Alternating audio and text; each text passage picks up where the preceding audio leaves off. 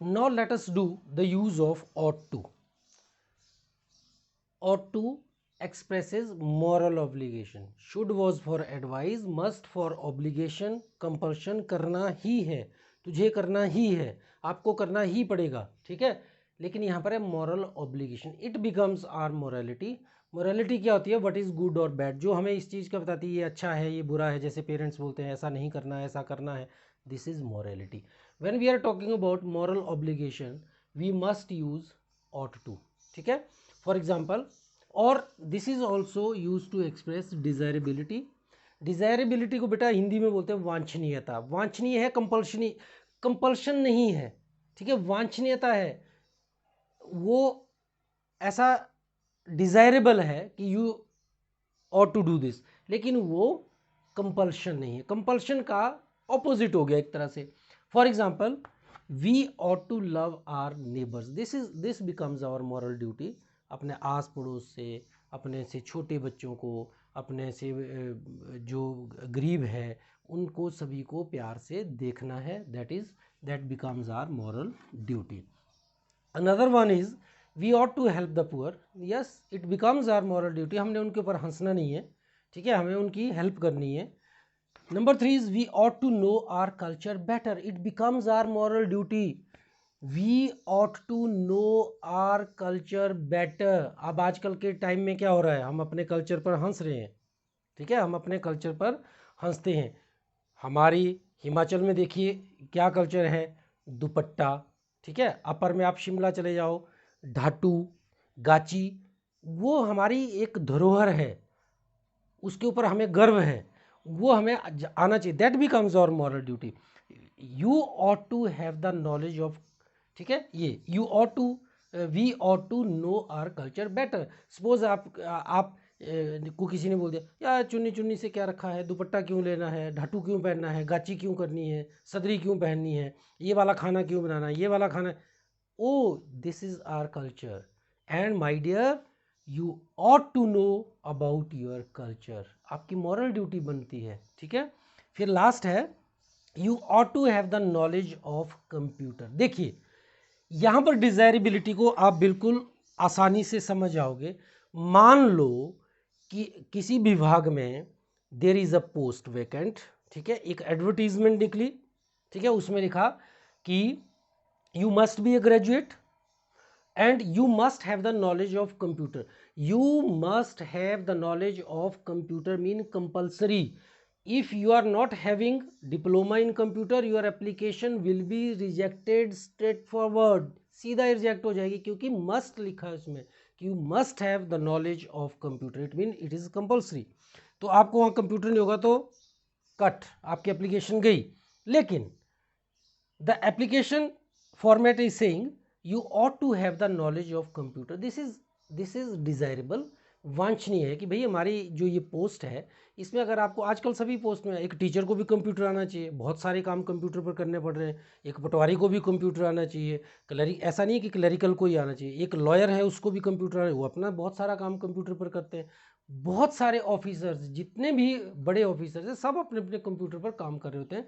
तो हमें ये नॉलेज होनी चाहिए. इट इज़ डिज़ायरेबल कि अगर आपको है तो अच्छी बात है, ठीक है, आपको प्रेफरेंस दी जा सकती है. लेकिन आपकी एप्लीकेशन को हम रिजेक्ट नहीं करेंगे कि कंप्यूटर डिप्लोमा नहीं, क्योंकि उस पोस्ट के लिए कंप्यूटर होना ही नहीं चाहिए, ठीक है. अब जैसे टीचर है, टीचर बनने के लिए तो बीएड चाहिए, ठीक है, या नेट क्वालिफाई करना है, कहीं भी कंप्यूटर नहीं लिखा होगा. लेकिन हाँ, जैसे प्राइवेट कॉलेजेस हैं, यूनिवर्सिटीज़ है, they will say you are to have the knowledge of computer. वो डिज़ायरेबल है, ठीक है. जैसे मैं आपको बताता हूँ, जैसे हम हिमाचल प्रदेश में हैं, यहाँ पर जब कोई एचएस का एग्ज़ाम निकलता है या कोई भी एग्ज़ाम निकलता है उसमें एक लाइन जोड़ देते हैं, you ought to have the knowledge of customs and traditions of Himachal Pradesh. लेकिन आप बचपन से ही केरला में रहते आए हो, आप हिमाचल के, आपको कस्टम्स का पता नहीं है, तो ऐसा नहीं है कि आपकी एप्लीकेशन रिजेक्ट कर दी जाएगी, नो. लेकिन पंजाब में क्या बोलते हैं, you must have passed matriculation examination with Punjabi.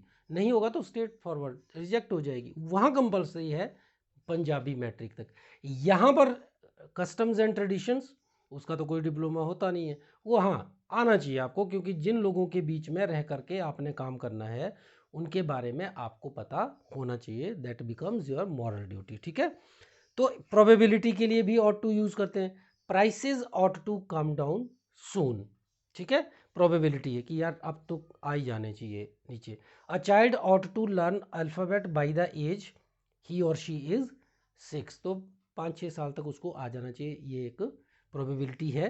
ठीक है, और डिजायरेबिलिटी भी बोल सकते हैं। ठीक है, तो ये ought to express moral obligation में आप कुछ भी बोल सकते हैं। देखिए, आप ये बोल सकते हैं you should respect your elders, आप ऐसे भी बोल सकते हैं, यू वो एक रिकमेंडेशन है कि आप, मैं बोल रहा हूँ कि ऐसा करना चाहिए, लेकिन अगर मेरे को लगता है नहीं, it becomes your moral duty, you ought to respect your elders, you ought to look after your parents, तो ये सारा ये ऐसे हो जाएगा। ठीक है, अब मैं आपको बताता हूँ कि ought टू हैव और ought नॉट टू हैव का क्या मीनिंग है। ठीक है, now let us take the past of ought to, past form, past tense or past form of ought to.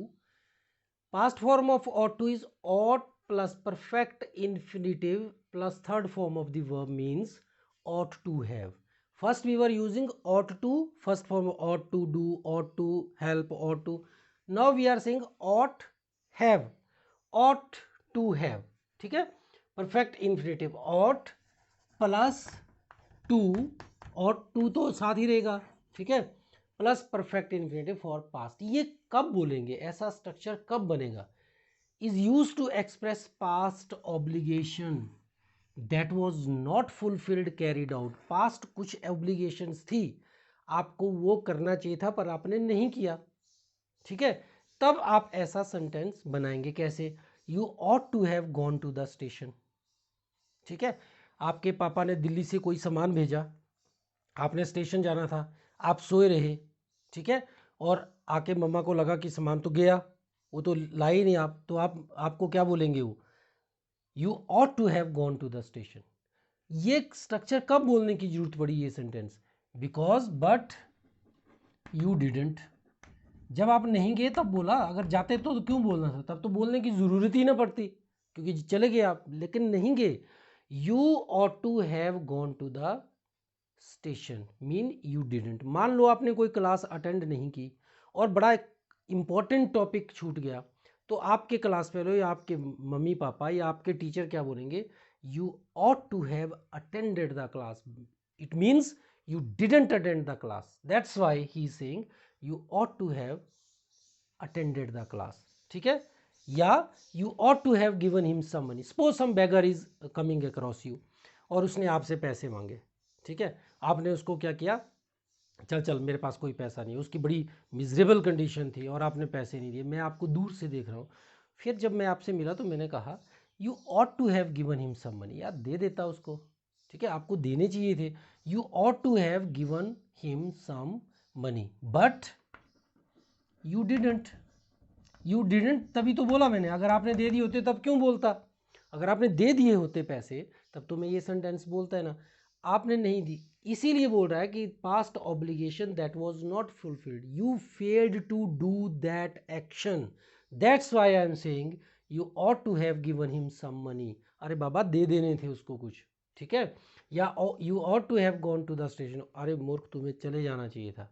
ठीक है, तो the past obligation that was not carried out. Then with negative you ought not to have, ये structure कैसे बनेगा देखिए, और कब बनेगा? You ought not to have, third form past के लिए यूज करेंगे दोनों को ही। ये ought to have when the past obligation was not fulfilled. ये डिसअप्रूवल, दिस शोज डिसअप्रूवल, असहमति, you are not happy with the action someone has done. ठीक है, someone has committed, you are saying you ought not to have done this. You ought not to have is use to express disapproval. ठीक है, आपको अच्छा नहीं लगा, आपको ये एक्शन, आप बोलते हैं ना जैसे मेरे को लगी ये अच्छी एक्शन आपकी, आपको ऐसा नहीं करना चाहिए था। ठीक है, disapproval of something that was done in the past. ऊपर वाले में क्या था? That was not done in the past. यहाँ पर क्या था? That was done in the past. कोई एक्शन आपने पास्ट में की, मुझे नहीं अच्छी लगी, क्योंकि morality shows that you should have done that, तो मैंने आपको क्या कहा? You ought not to have done this. कैसे? भिखारी आपके पास आया, आपने उसको पैसे नहीं दिए, तो मैंने क्या कहा, you ought to have given him some money, यार आपको दे देने चाहिए थे। लेकिन उल्टा आपने क्या किया, भिखारी आपके पास पैसे लेने आया, आपने भिखारी को ज़ोर से धक्का मार दिया, या भिखारी ने आपको ज़्यादा तंग किया, आपने उसको थप्पड़ मार दिया। ठीक है, अब थप्पड़ मार दिया, आपके मम्मा ऐसे देखेंगे तो क्या बोलेंगे, बच्चा तुझे ऐसा नहीं करना चाहिए था। ठीक है, तो आप क्या बोलेंगे, you ought not to have laughed at his miserable condition. मान लो आप हंसे, तो आपको बोला you ought not to have laughed at his miserable condition. और मान लो आपने उसको थप्पड़ मार दिए, तो आपको you ought not to have slapped the beggar but you did. ऊपर मैं बोल रहा हूँ बट यू डिड, लेकिन आप तो वो कर चुके हो। ऊपर था बट यू डिडंट, करना चाहिए था लेकिन नहीं किया। यहाँ पर कर दिया लेकिन नहीं करना चाहिए था, ऑपोजिट हो गया। ठीक है, जैसे मान लो मैं और आपको ये सिंपल इसमें समझाता हूँ। जैसे दोनों सेंटेंस एक में आ जाएंगे। आपके मम्मी पापा बाहर चले गए, आपके हवाले आप भैया हो, और दीदी को आपके हवाले छोड़ दिया, दीदी छोटी है। आपने क्या किया, चॉकलेट निकाली, पूरी की पूरी हड़प गए। ठीक है, चॉकलेट मीठी होती है, अच्छी होती है, नहीं शेयर की, खा गए। मम्मी घर आए, पापा आए, उन्होंने कहा ठीक है आपने अच्छी तरह रही दिन भर। नहीं, दीदी ने बोला नहीं, भैया ने चॉकलेट निकाली, अकेले खा गए। ठीक है, तो माँ बाप क्या बोलेंगे, बेटा गलत बात, you ought to have given her at least one piece of chocolate, कम से कम एक पीस दे देता, बट यू डिडंट। ठीक है, नहीं दिया, तभी तो बोला उन्होंने कि you ought to have shared chocolate with her.